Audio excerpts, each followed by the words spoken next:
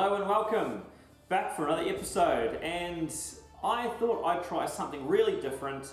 So normally all my terrain boards and things are made up of either a lot of custom built things or some MDF or products from creators out there that are already up and about, right? So what is it with this new game we have? This new game we have that is into the party of the last couple of years is 3D printing. So what has that changed about the whole dynamic of terrain and building and things like that? It has improved costs. It has made it far more easily accessible and being able to create whatever sort of thing that you want, which is pretty damn cool. And the amount you can create at home is now unequal to anything else you can do in the hobby world over terrain for building for games, dioramas, you name it, just for little hobby pieces. No matter what you want to do, 3D printing has become some of the biggest players in the game right now, and it is actually quite incredible to see the technology that it's gone through right now to see of what it could be in the future, because it's only going to get better. So I thought start of this year, I thought I would dip my own toe into it and see how good this whole new world is. So, for instance, at the moment you've got a lot of companies that used to sell really cool kits. There are a lot of them out there still. Renedra, WizKids. There's a lot of different terrain suppliers out there that do a lot of really good quality, beautiful terrain kits, right? The cost factor, so currently right now with the fuel and the oil and everything like that, everyone's pockets have gone up, the interest rates have gone up, so how do we expect people to, I guess, afford that thing for so much? Yes, it breaks our businesses and it will crumble us, it does, it's just now another thing we can't sell, which is really tough, right? But that said, it's all going to be beneficial for the consumer later on. So while stores will sell less of it and you won't see it on stores anymore, the consumer will still have this all breeding at home. So how do we, I wanted to get a taste of what it was like. I bought a 3D printer at the start of 2026 for Christmas as a little gift for myself for the year. And I thought, cool, that's going to be my birthday present and I want to see what 3D printing is all about. So I got a little FDM printer, an A1 Bamboo, and it has been amazing. So my little A1 Bamboo has, I didn't get the mini, I got the full stand, I got the normal template one. And the amount of terrain I have been printing off it and getting things ready for has actually surprised me quite a lot. And it's, like the amount of things you can create and go and mess around with files and see what you want to create next and have it go from there. It is all pretty amazing about what you can do. Now, and I had an idea that I wanted to do for a very long time. I thought, well, I've always wanted to do like a fully themed up Lord of the Rings board for the Lord of the Rings, Battle for Middle-earth game. So I thought, okay, what's a cool ideal scene I could do? And I haven't really done anything in I love doing cave systems, I love doing evil things. Evil things for me is easy. I find it easy to build ramshackle. It's just like my flavor, I guess. Whereas I wanted to build something a bit more crisp and clean. So I thought, okay, how about we do this project? How about we dive in and do a full 3D printed terrain set for Lord of the Rings? And I went on, I found some files, I found some different buildings, gates, fences, everything like that, even some little carts and things, and I want to build an entire Rohan board. So what do I need to do from that? So I just started creating. So I got a bunch of themed up houses that look like old, medieval buildings. They look exactly like what I guess Rohan should be. And then I found some old carts towards the end, which were really cool. And that's just going to make it a lot of flavor. And then I found a lot of, I've also found and printed a lot of the walls in different segments that will come into. That's what I love about Lord of the Rings, is that all the different little gated and little confined areas where you've got, little battles happening all over the place. So it makes it really fun to play on something like that with high terrain, as terrain actually affects the game board now, which is really cool to see.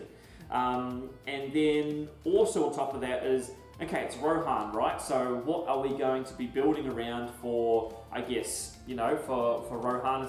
They are the Horse Lords. So why don't we make one big massive stables area where they keep all their horses and all that sort of stuff for like maybe one of the local settlements in Rohan. So I thought I'd make a bunch of stables, a few like houses, thatched buildings and cobbled buildings and things like that to make it give that sort of vibe, and see what we can make. And also a Lord of the Rings board is on a 4x4, so I need to make the 4x4 segment of this Lord of the Rings board full with terrain to really give it that story and extra pizzazz. So so we'll start creating. So what have I done here so far?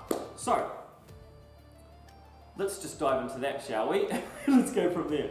So the amount of buildings I found, fences, gates, everything like that online with the availability of 3D printing now is actually pretty incredible. So what have I done so far? So I have built a fair bit of terrain for doing this board. So a lot of these themed houses that look like little cottages, which will be perfect. So I've got about 3 of those. I printed 3 of these. Oh, 2 of these. No, 3.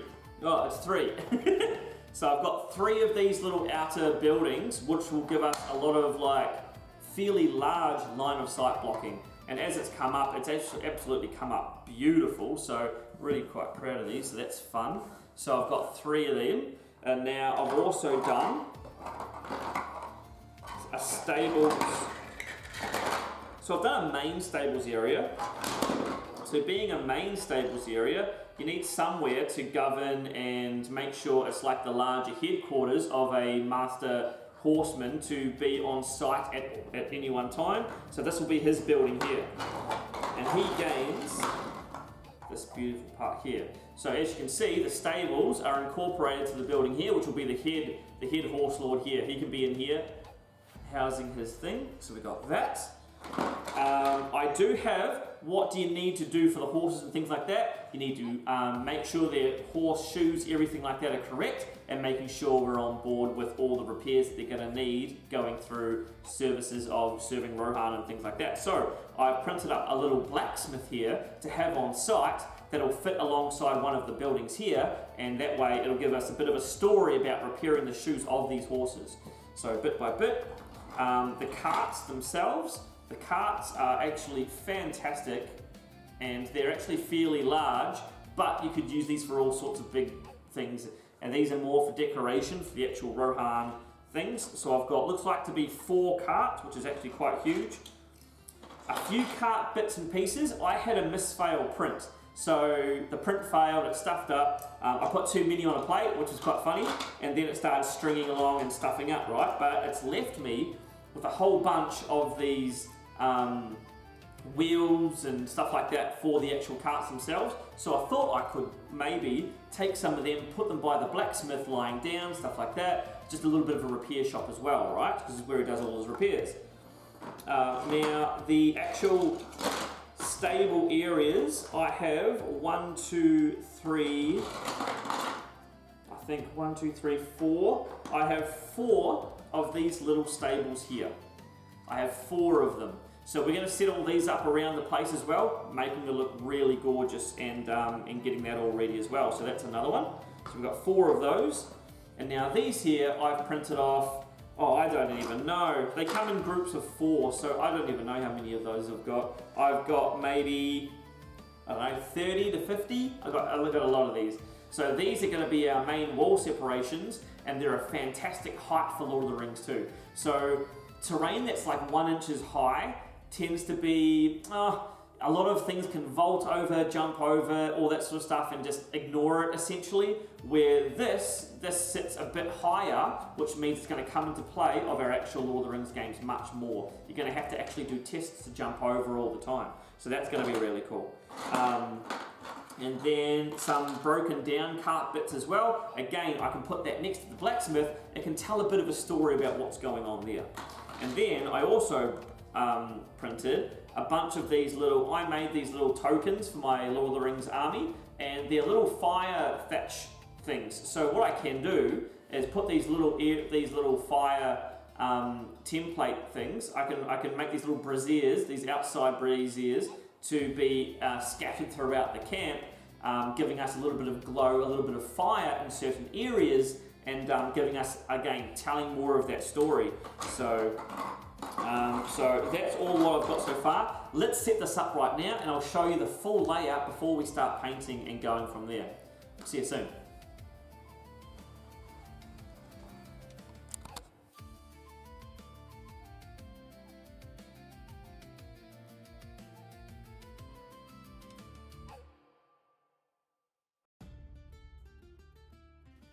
So when doing a terrain project, it's always really good if you haven't painted anything yet, or you haven't, started yet.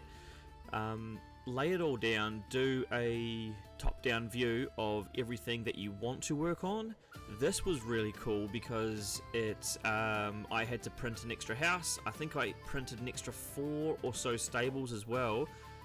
Might even be more to really give me the everything I needed, because I actually didn't have it all. So so when doing a terrain project, lay it all out, make sure you get all the pieces, and then you're ready to really rock and roll and stow it one by one. So, and if you can also keep it set up while you're going through everything, it can be pretty handy too. So at the very first thing, I'll pick all the fences up and start on the fences. So it just keeps it all nice and what the vision's trying to be.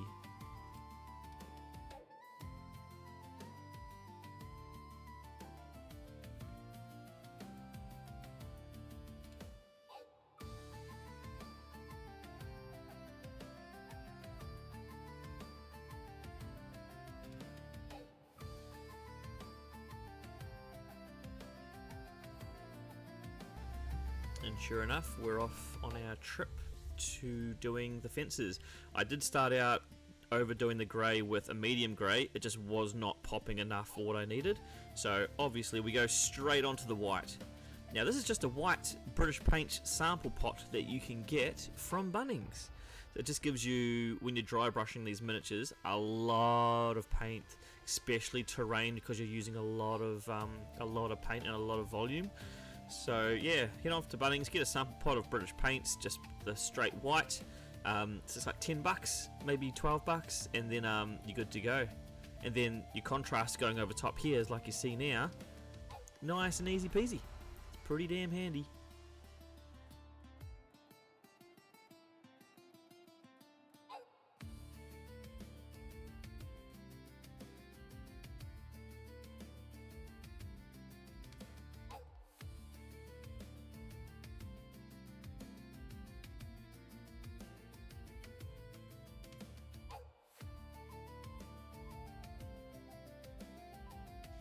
So with the brown of the fences, I wanted to get a bit of an idea of where I was working with what sort of, I thought this could be a nice little dry brush, because they're rigid areas, right? Could come up really nice doing this. But as I was dry brushing, I was like, ooh, no, it's showing up, but it's not popping the way I want it to. So this starts the addiction right here of how can we get these to pop more? And obviously let's go right here, let's paint every individual pane a little bit better. And look, I had to, because I couldn't sit there and watch it do that. So I was like, okay, this is the journey now, this is what we're doing. So then this started the journey, and obviously through the whole series, this is why it took so long, because I decided to paint every single wood panel bit by hand, so it just pops a little bit better, as you can see there. So, but I am glad, I am very, I love looking at the table now that knowing I've done this, which felt really good. And as you can tell, the fences just pop that much more, which is really lovely. Just going on to the bases now, just a nice little brown paint.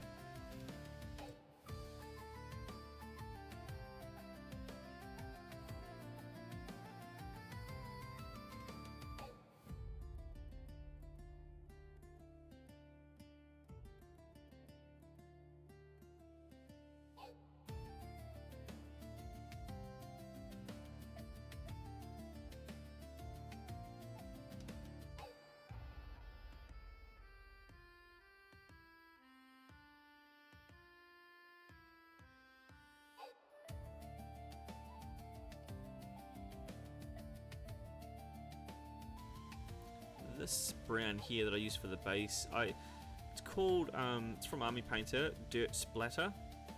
I just used it like a normal paint. It didn't really do anything crazy, it was just a brown paint.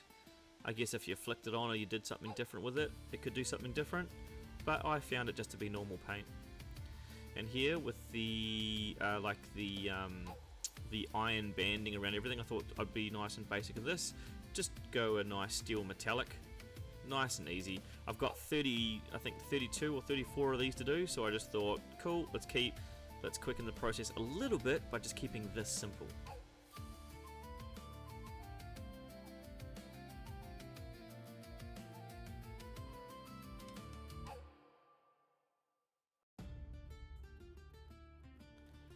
This wash, to make everything a bit grimy and dirty, this wash is the one I chose. This is from Army Painter, and it's called Dark Tone. So it's like the dark tone is like, it's a wash, but okay, it's a cross between a black with an agrax with a hint of green in it. It makes everything look grungy and dirty, but not just black or not just brown, if that makes sense. There's a tinge of green in there too, and it makes it look really nice. It makes it look real grungy and dirty, and yeah, I've found, like, if you just go black, yeah, it looks like a blacky oil colour, but then if you want some little depth and stuff in there, it's really cool. So it helped out a lot. And then I dry brushed everything again, just made everything pop a bit more before we do the tufts and everything now. So the good thing with basing these fences is that I tell a lot of people this: you want levels. So gravel's your first level, and then you go on to, say, your rocks, and then your tufts, and then you might have some higher grasses in there, or some hedges, or, you know, bits and pieces like flock, and then suddenly you've got multiple levels of your basing, right? The more levels you have, the more natural it will look. So yeah, that's why I started doing this. I wanted the grass to look patchy in areas, because making it look worn, maybe the dogs have been hanging around, all that sort of stuff. So, and they're going to get a little bit more colour by some more like shrubs along the bottom of the fences, and I wanted to leave a few gaps for that. And the grass worked out really well, made it patchy. Holding it upside down, tapping on the bottom, just makes everything on the other side stand up, and gets it to a rough sort of texture, and that sets us up for when the shrubs come in for that extra level with this here, and this is what gives us that extra level and making it just go like, oh yeah, cool. It just makes it like you got a few more different things going on the base. And I chose to stick with the greens and yellowy greens for this one, to not go too much out of way of keeping that green sort of visual that I'm going for. The green house tops, the green grass, the green, you know, it's a bit more of a Rohan-y feeling on the plains, which felt nice.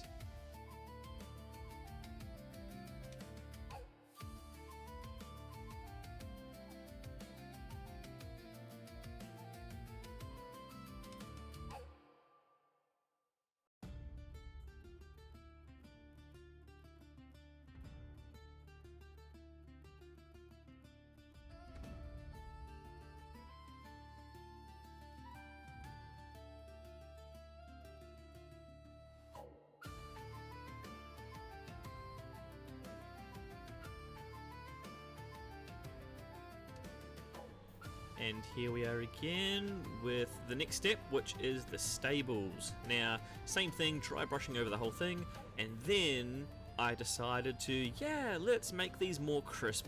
This is the same sort of colours towards, I think, the fences, but more lighter. And I thought all the wood was going to be this colour, but then I saw how thick and like how more rich and thicker the wood panels are on the actual houses, that I actually decided to do these lighter then, and I changed it up with the actual main big beams of the actual like houses that they sleep in. So the difference of wood color actually made a real big difference, and I'm really glad I did it. Really glad I did it.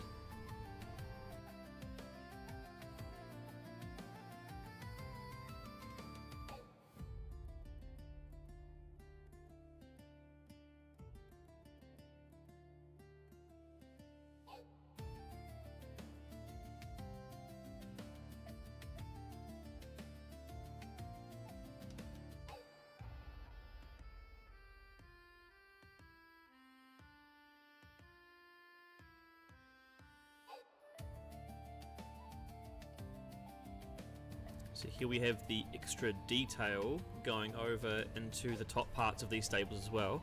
Again, just like before, painting in the grains, making it really pop and stand out. And didn't want to go too much in this, just one extra layer, and then that way the green in the shingles and the stone white sides of the stables should all tie in really naturally together, and it comes out with some really crisp colours. So and the definition between all the colours actually made me feel, yeah, I'm on the right track. This felt fantastic. And yeah, we just paint them green, getting a bit of a difference there, and splitting the colours up between the browns, the greens, and then the white sort of stone look. Just really brought it all, or the plaster stuff just really brought it all together. And it can be really cool for some buildings to have just two really, two defining colours to not draw your attention too much or make it look too bitsy. But because the white and sort of like plaster side of these buildings gave it like a really cool different kind of color, it actually did work well. So and like just dry brushing all these shingles here, it was actually came to life really nicely, and I was like, this looks really like what I'm trying to pull off here. And then just got a little bit of a lighter green, and we did the same thing again, just hitting those things on the way up first.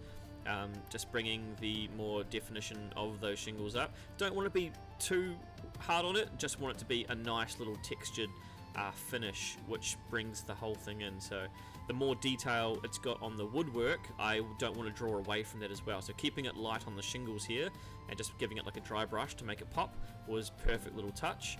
And then so doing the Rakarth flesh here on the plastery stone sides, it really changes the whole look of the piece. So each of these little parts here, each of them needed 2 coats to cover nicely to get that solid colour in, but I'm really glad I did, because then it made all the other effects from the stippling effect really come into shine.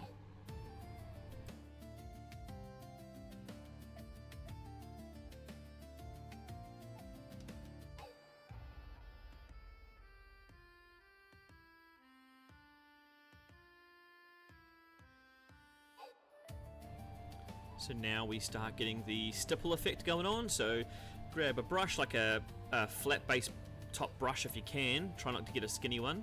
And what you're going to do is just, get a bit of black on there, pump it onto your bit of tissue paper so it's a little bit like a dry brush. And then when you're ready, you're just going to stipple it over the actual panels. And it'll look like this. It'll look like a dirty kind of black. And I was like, maybe I've gone a bit too far on this. It just looks dirty. It doesn't really look like what I'm trying to go for. But then you do the same effect with the white to really mute it all down and come into its own, and it actually came up really beautifully. So yeah, this is it. Just like you're just dabbing, you're just stippling, dab, dab, dab, dab, dab, dab, just to get the effect through the actual texture. And yeah, it felt fantastic actually. Once all of this part was done, here we go, we get the white, and you're just going to go dab, dab, dab over it, and then it just really makes that beautiful texture of like a bit of a plastery stone sort of look, and it's like a stippled effect that they used to have back in the medieval times. It was actually pretty cool. So and as you can see here, here's the finished result. So once it's all together, it really pulled off the look that I really wanted to go for. Just gave that extra texture. That's it, just some extra texture on the buildings.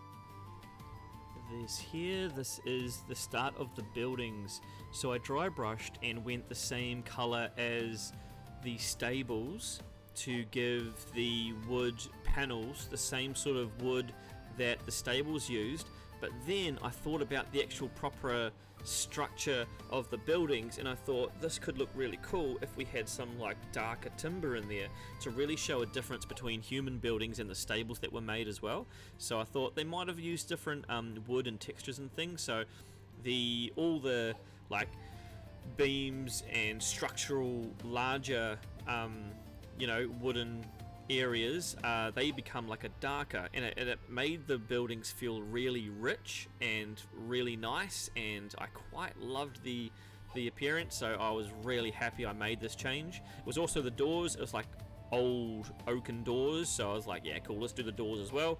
And as you'll see soon, I change all the texture into more of a darker tone for the big panels. The big structural beams. That's it, the big structural beams. It's a good word. Here we go now. So we start getting that dark on there, and it just changed the whole look of the house. Look at that.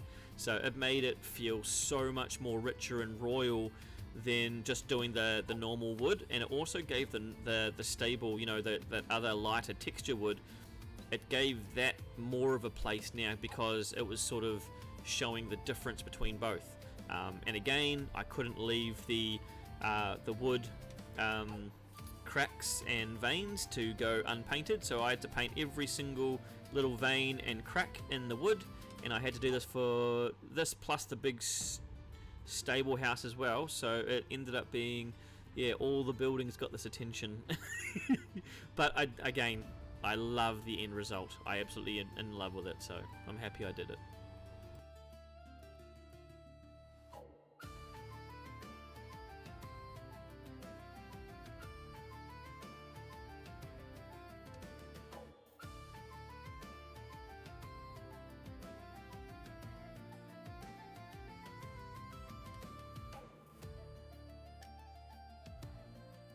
Now with the stonework here, so as you would have just seen, I used went and got a Bunnings sample pot of a light grey. Again, with how much you're dry brushing and doing on these buildings and terrain projects, it's good to just go get some basic paint. Fantastic grey for just getting around what I need, and then I went up into like a white as well, just for the very tops. For the higher dry brush, and it made the whole thing pop really nicely. And the stonework was a really lovely contrast to the green and dark browns we've got on the actual structure itself, and I felt like the stone really made it feel like a home, and yeah, I really got a kick out of that.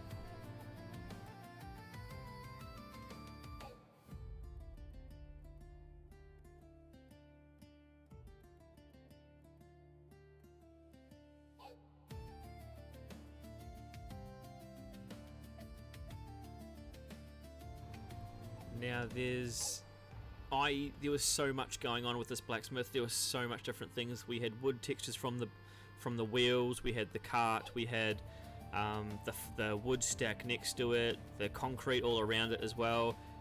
I used all the techniques, and this is what it came out with. I didn't know where to take it, so I sort of just went a little bit everywhere. And because it is a bit of a different structure of the workplace there in the stables in Rohan area, I'd kept the main wooden from the other textures that we've got, but then did the blacksmith a bit differently. So, and then that led into doing the rest of the cart and the rest of the scatter for this piece. So again, we've got all our large fences, buildings, everything's ready. The blacksmith's ready, the big stables is ready, everything like that's ready. And now we do our scatter to really tell the story of Rohan, what they're about. There's going to be carts and things everywhere. These are going to be the lookout braziers for the guards at night. You're really telling your story with all these things here. And as you can see, we're also in the 40k universe. You've got Boss Snickrot in the background, so so he's really there. He's watching me doing his thing. But yeah, all these other pieces help me tell the story, obviously, where we are, what the people are all about, and really should all these little pieces make all your big buildings feel much more at home and tell a much better story. So these carts actually came up really beautiful, so they were really cool. Again, everything had texture, right? So we had to paint it all. Of course we had to paint it all.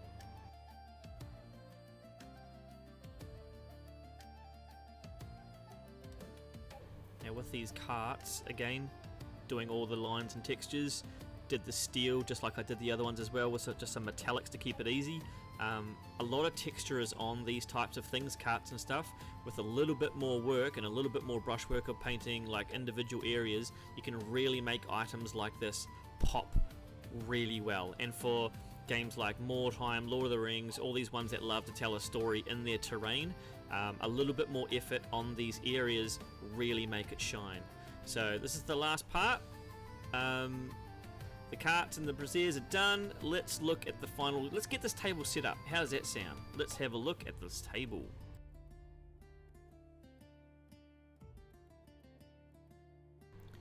Table set up. Now, obviously the main big stables are going to be in the middle. They are the chief, you know, he'll be looking after everyone. Mostly he's fully always there on site. So the big stables are there in the middle with him, and then on the outskirts you've got all the other little stables and all the guests as well that always come drifting through. And the blacksmith, obviously he'll be there, living there full time as well, so obviously he'll be near the centre. I can't believe I said obviously that many times. And then the fences will really separate all the different choke points and everything we need for a defensible town of Rohan, and everything we need to get to. And you've got to tie the horses up areas, you're going to have people coming through. Yeah, it turned up being a really cool setup, and super happy with this project. It's been so much fun. And like, you can change a couple of fences and turn them around, and then you've got a whole different board, right? Really enjoyed it. So that's the outlay, and that's how the setup was done anyway. So